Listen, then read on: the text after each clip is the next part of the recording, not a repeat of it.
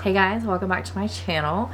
In today's video, we are going to be going over my 2023 books, like basically do a recap of what I have read in 2023. We're going to dive again into my story graph, but this time we're going to be focusing more on my best books of the year and my worst books of the year.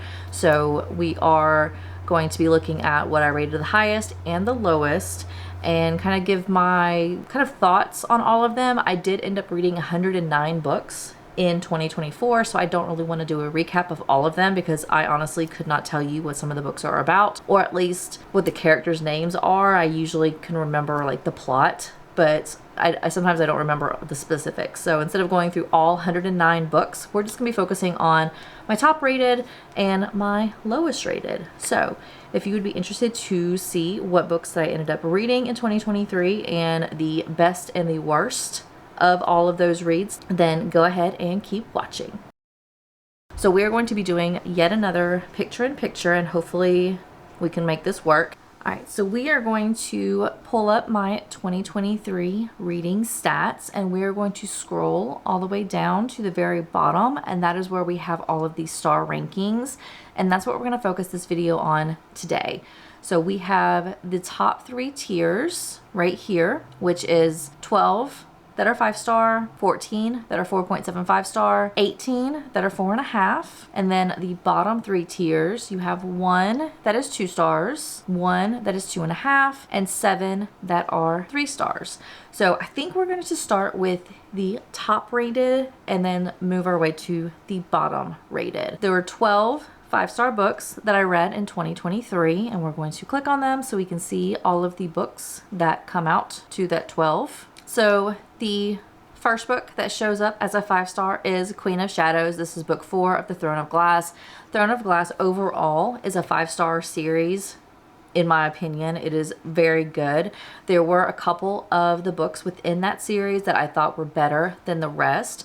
Queen of Shadows was definitely one of them, which was book 4. I also did a reread of Twilight, and I love Twilight. I love Edward. I love Bella. I love the whole Twilight realm. And so this is a 5-star book. I'm actually going to be doing in January of 2024. We'll be doing a reread of New Moon. So I'm sure that's going to be a 5-star as well. And then we have Clockwork Princess, which is Cassandra Clare's book 3. And this is the Infernal Devices series, and this is the last book in that trilogy. So I loved the book. It was definitely 5 stars in my opinion. I did not really care for the epilogue though, so I didn't count that in to my like overall rankings. I didn't like how the 3 characters kind of wrapped up. Other than that, I really did enjoy it. And then we have the Good Girl's Guide to Murder. This was probably, I think this was the very first book that I read in 2023. This is another 5-star book. This is a 5-star series. All 3 books I think I rated as 5 stars. So you have A Good Girl's Guide to Murder, book 1, Good Girl Bad Blood, book 2, and then I think later you're gonna see book 3. And then we have Empire of Storms. This is book 5 of Throne of Glass. These last few books, it got really good. It was chef kiss, amazing. Love that book. Then we have The Clockwork Angel. This was book 1, and book 2 is Clockwork Prince. This was, again, the Infernal Device series. I definitely, now that I'm going back on it, I don't know if both of those are, I don't know if all 3 of the books are 5-star. I did really enjoy Will, Jem, and I cannot remember the girl's name. I cannot remember what her name is to save my life. I really did enjoy Will. Jem kind of got on my nerves a little bit, but it was still a very good book. I do want to maybe go back and reread these maybe in 2024 or 2025. I do want to go back into the Shadowhunter realm, which it's not the Infernal Devices, but it's still kind of part of the Cassandra Clare world. And I definitely want to go back and do a reread, and I'm curious if I'm going to rate these as 5-star once I go back and read them again. Then you have Kingdom of Ash. This was the book 7 of Throne of Glass. This was the last book in the series. This one was so emotional. I cried multiple times. I thoroughly enjoyed it. Then we have Yours Truly. This was the Abby Jimenez book. This one I really enjoyed because it was a story about a male doctor who has kind of social anxiety, and the nurse the female character, really kind of, once she understood what was going on, just seeing how she managed his anxiety and tried to do whatever she could to make him better and kind of anticipated those anxious moments. It was such a good romance. I really loved the two characters. It also had letters where they would write letters and things and text back and forth. And I love stories that have letters or texts or anything within them. I don't know what it is about that type of story, but I thoroughly enjoyed it. Then we have Fourth Wing. This is again another one of the ones where I want to do a reread of it later just to see if I loved it as much as I did the first time. I devoured this book. I read it so fast. It was so good. I love Violet and I love Xaden. And it was something that I just devoured and thoroughly enjoyed the entire way. And I definitely want to do a reread just to see if I still enjoyed this as much as I did. And then the last 5-star book that I have is As Good as Dead. And this is book 3 of The Good Girl's Guide to Murder. This one I remember reading it, and when it got to the end of part 1 and moved into part 2, I was shocked at the plot, that the twist that happened. I remember having a sticky note where I just wrote down what just happened, and it was chaos afterwards. So that was my last 5-star read of 2023. And now we're going to go back and we're going to look at the 4.75. These are books that I enjoyed, but I might not remember everything about them, and they just didn't give me that 5-star feel while I was reading it. So we have Happy Place by Emily Henry. This one, I actually might, if I did a reread, I bet it's not a 4.75 because I can remember the story, but I can't remember the characters' names. And I think this was one of the ones I read it, I think shortly after it had come out, and all the hype around it, I think made me rate it higher than I anticipated, or it really should have been. So this one might actually not be a 4.75. Then we have God of Fury. This is Arena Kent's Legacy of Gods series. This is the latest one. Book 6 is going to be coming out later in 2024. But this was my first romance, and I didn't know how I was going to like it.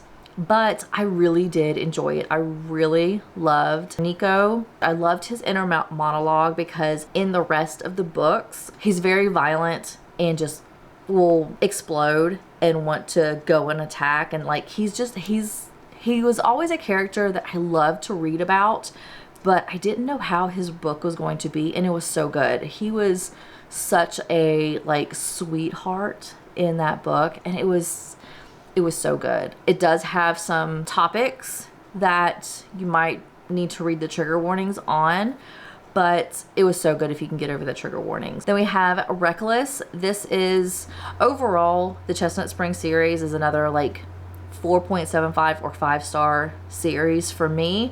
I honestly can't remember. I think Reckless is Jasper. No, it's not. I don't remember which one this is. It's either Jasper or it is the pregnancy one. I can't remember. I cannot remember exactly the characters I can never remember the characters for everything, but I did really enjoy all of the Chestnut Spring series. And it's definitely one that you should read. It's small town. It says it's like a cowboy romance, but really there's not that many cowboys. It's not a true like cowboy type thing, but it's definitely a good books. And then we have God of Ruin. I think all of the Legacy of Gods books were like 4.5 or 4.75, so you're probably going to see all of them. So God of Ruin, it's Landon's book, and Landon was a character that I did not like him in the rest of the books. He's kind of like the troublemaker of all of the characters, and so I didn't know if I was going to really enjoy his book, but I really did. I loved Landon. I loved Maya. She was like a kick-ass female character. Like, she was no nonsense. She was strong. She was so good. And then we have The House in Cerulean Sea. It was kind of a magical realism book, and the little characters, the kids in this book were just so funny to read about. They were so good. It's definitely a good book. I've never read a TJ Klune book, but I do plan on trying to pick up some more in the future because I really did enjoy this one. So we have God of Malice. This is Killian and Glendon. And this one was the first book of the series, and this was, I didn't know if I was going to enjoy this because it was introduced as Killian being a true psychopath, and it was a psychopath romance. But I really didn't think that he was that bad. I mean, he didn't have emotions. He doesn't understand, or he did not understand emotions and things that normal people go through. We have Love in Other Words. This is one of those book talk, like die hard books that everybody loves. This one is with Gus and, no, not Gus. I can't remember the characters' names, but I did really like this. This was basically childhood friends to lovers. It was really good. I don't know if I would still rate it 4.75. It might be like 4.5 or even 4.25, just because I can't remember the characters' names at all. But the story was really good. And then we have Powerless. Powerless is Jasper's book.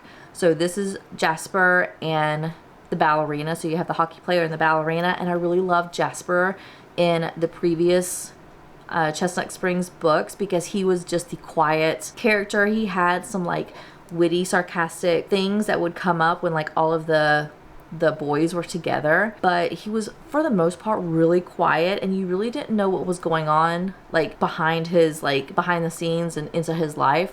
So I was really excited to see his story, and I really did enjoy it. I love Jasper, and I thoroughly enjoyed this book. And we have Final Offer. I just finished this book like on December 30th, and so this was the last book in the Dreamland Billionaire series.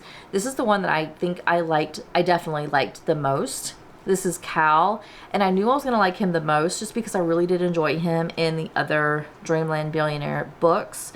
He basically had a lot of drinking problems, and I loved how he tried to get over all of his alcoholism and the way he talked about it. I really did enjoy. Then we have The Love Hypothesis. This was the first book of Ali Hazelwood's that I have ever read, and this was the fake dating trope. The guy was such a good character. He listened to her. It was definitely really good. I cannot, again, this is another one that I can't remember the names of the characters, but I remember like kind of kicking my feet at parts of this book. We have, again, another Dreamland Billionaire series. This is book 2. This was Declan and Iris. This was a Marriage of Convenience book, and Declan is probably my second favorite of the 3 brothers, with Cal being the first. We have Kingdom of the Feared, which was the last book of the Kingdom of the Wicked book series. I really liked how the story wrapped up with Wrath. I did think that there were some holes that they still had in that book, which is the only reason it was not a 5-star book.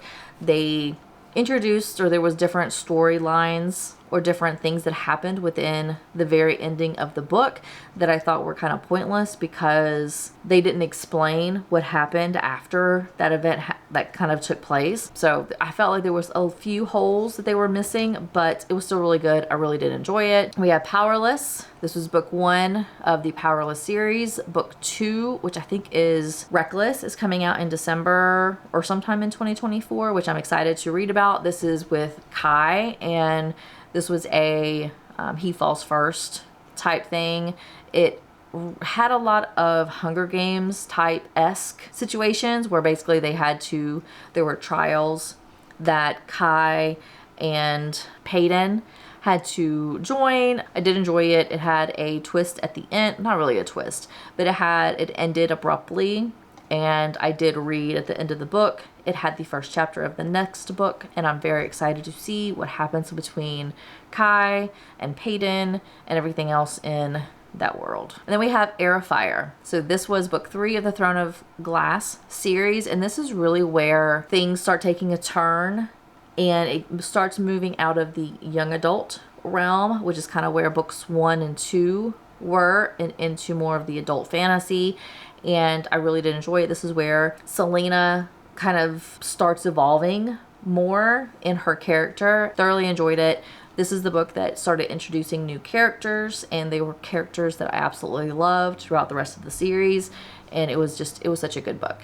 Loved it. And then we're going to go through really quickly the 18 books that were in the 4.5 star rankings. We're going to have, I think, both of the Cat and Mouse duet, book 1 and book 2, which is Haunting and Hunting Adelaide. Those are both very good books. They definitely have a lot of trigger warnings, specifically the second book. There's a lot of trigger warnings that you need to be cautious of, but it was a really good book. I do want to reread those. I read them on Kindle, but I do want to get them physically so that way I can annotate them.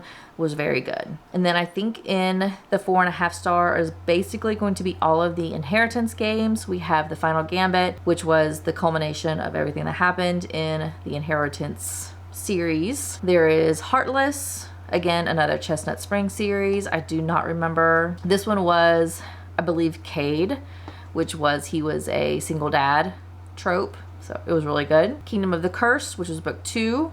Again, this was the building up wrath. Then we have Mr. Wrong Number by Lynn Painter. This was a book about a girl who got a text and it ended up being her brother's best friend. Twisted Hate, which is book 3 in the Twisted series. This one is the book with I can't remember what any of the characters' names are, but I remember the female main character had like a very spunky attitude. I really did enjoy her personality. Then we have, again, Hunting Adeline. I knew this was going to be a 4.5 star series. Then we have the Ballad of Never After. I definitely liked the Ballad of Never After better than Once Upon a Broken Heart. It had more of the evolution of the characters in the second book, and you got to see more of Jax, which was definitely a good benefit. Divine Rivals, this is the book 1 of the Divine Rivals, or the Letters of Enchantment. I've never called it that. It's the Divine Rivals duology. This was a magical realism book. Then we have 2 more Abby Jimenez books. This is book 1 and book 3 of The Friend Zone. These series are interconnected standalone, so you do not have to read them in order, and I actually did not read them in order, but you still enjoyed the book regardless. And so I don't remember which one or which. I do remember I like all of Abby Jimenez's books. I have never found a book that I did not like of hers, so definitely if you were looking for a good romance that is really easy to read and get through, definitely check out Abby Jimenez. We have Butcher and Blackbird. I read this on Kindle and absolutely loved it, and physically I ended up doing a physical buy of this book. This is book 1. Book 2 of this series is going to come out in 2024. I have that pre-ordered because I thoroughly enjoyed this one. This Butcher and Blackbird is basically a book about 2 serial killers who kill serial killers. They make a game out of it, and they have a romance that kind of evolves. This one, again, has trigger warnings. There is one trigger warning of accidental cannibalism, and it's probably one of the funniest scenes in a book regarding cannibalism. It was so good. It was not something that you needed to consider or be worried about. There is another trigger warning of cannibalism, but again, it was definitely not what you anticipate, and it was such a good book. It was great. Then we have Flawless. This is book 1 of Chestnut Springs. And this is kind of what jump-started the whole series. Definitely really good. This was the one that actually had more of a cowboy-esque because he is a bull rider. And so you do have kind of a little bit of a cowboy theme behind it, but very good. Okay, now we have Iron Flame. This is, again, another one that I think I rated higher than it might have needed to be. It definitely had a shocking ending.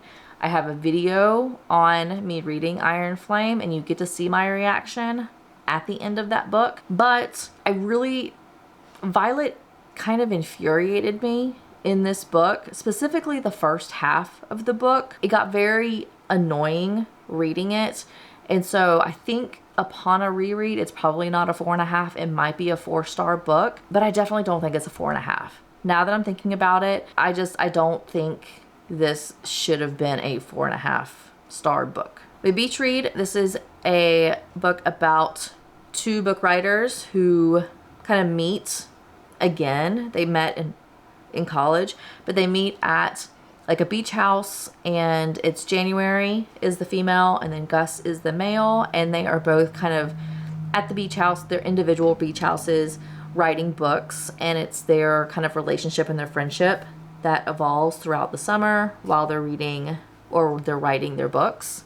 It's definitely really good. I did really enjoy that one. Then we have books 1 and book 2 of the Inheritance games. Like I said, I think the whole Inheritance games series is a very good series. It's young adult, mystery, very fast paced, very easy to read. It's a good series if you want something to kind of binge on. And then the last 4.5 book is The 7-Year Slip.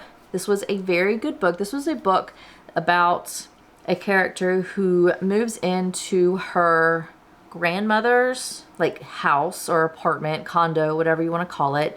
And randomly, the house will, whenever you enter it, it will go back 7 years.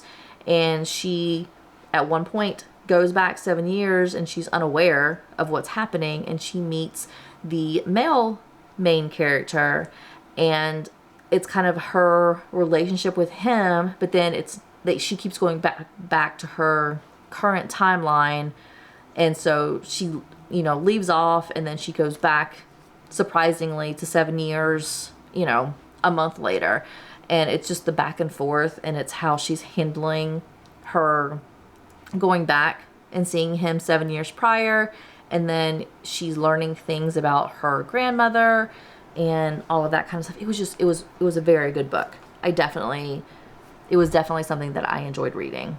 Now we're gonna do the 2-star, 2.5, and the 3-star. So we're gonna start with the 3. So basically we're just gonna go from the highest of that tier. So we have 7 books that were in the 3-star. The first book that shows up is The Guest List by Lucy Foley. This is my first book that I've read by Lucy Foley. And for mystery thrillers, the way that I rate mystery thrillers is if I can't guess, or there are so many twists that I did not see coming, I tend to rate them higher.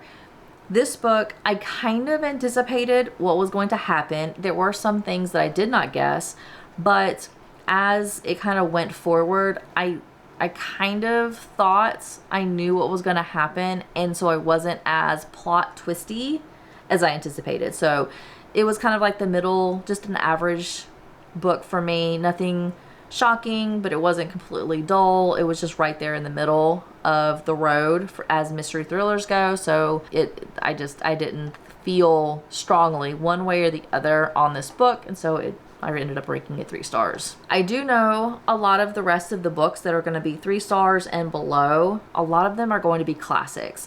And that's only because I am not a classics girly. And while I was able to read them and enjoy them, I wasn't able to I didn't see myself loving the book. And a lot of them were just kind of average books to me, which I'm sure if, I was in a different time, these might have been rated higher, but for me right now, they were just kind of average. So we have Jane Austen's Northanger Abbey. We have Alfred Uhry, Driving Miss Daisy. Sense and Sensibility, which was Jane Austen. And again, all of those are just classics that they were just okay. J.R.R. Tolkien, which was The Hobbit. And I am not a Lord of the Rings fan. I do want to read the first book of the Lord of the Rings series, and maybe after I get into the series I'll like it a lot more. I just know I got bored while I was reading this book, and I think it just might be a genre that I'm not used to reading, and therefore end up rating it kind of average. And so again, nothing that I loved, nothing that I hated. It was just kind of an average book for me. We have The School for Good and Evil, Book 2, A World Without Princes. This one I did enjoy, but this one was basically, the story was that all of the girls, like in fairy tales, you have the princess who falls in love with the prince, and the way this story is, it became the princess can do all, she doesn't need the prince, and basically, the men are just looked down upon, they aren't needed, they're unnecessary, and which I enjoyed reading, but it just to me got a little bit tiresome having that shoved down my throat throughout the entire book, and it wasn't the best. I definitely liked book 1 more than I liked book 2. I do plan on reading book 3, but this one wasn't my favorite. I definitely liked book 1 much more than I liked book 2. And then the last 3-star was Wuthering Heights by Emily Bronte. It was, again, there were parts of it that I really enjoyed, and then there were parts of it that I just did not like. So it was kind of average overall. And then we have one book that was a 2.5-star book, was The Phantom of the Opera by Gaston Leroy, whatever. It's French. So this book, I love Phantom of the Opera. I've seen Phantom of the Opera at the Opera House a couple of times. I've seen the Phantom of the Opera movie. I've listened to and absolutely love the Phantom of the Opera CD, like the soundtrack, but I did not like this book. I know that there's a different Phantom of the Opera book, like an updated version that my sister ended up reading, and she really liked that one. So I may end up trying to read that version of the Phantom of the Opera, because I think that one is the one that's linked to the movie and then linked better to the actual play, because this book is not similar to what I remember. And because of that, I ended up reading it 2.5, just because I could not get behind the story. It was just something that was not sitting right with me. And I think it's definitely me. It wasn't the story, I think, but it was me. And so I did not enjoy it as much as I anticipated enjoying it. And then the last book, the lowest rated book of 2023, was Alice in Wonderland. This is Alice in Wonderland by Lewis Carroll, and I remember reading this in January of 2023, and after I got done reading it, I thought I was on an acid trip as I was reading it. It was, and I know Alice in Wonderland and all of that is kind of very out there, like the things that happened. But this one was, it was so hard for me to read. I felt like I needed to be high in order to enjoy this book. I think Lewis Carroll definitely was when that book was being written, because it was so weird. It was so out there. And I can see parts of that book from the cartoon, like from the Disney movie. I can see parts of it, how it was taken from the book and put into the cartoon, but there were some of it that was very strange, and it was interesting when I was reading it. So you have light now. Sorry you had to go through that entire video with having horrible lighting, but the sun has gone down and my lighting went away, so now we have better lighting. And that's gonna be it for this video. Thank you so much for watching. Please make sure you like and subscribe, and I will see you in my next video. Bye.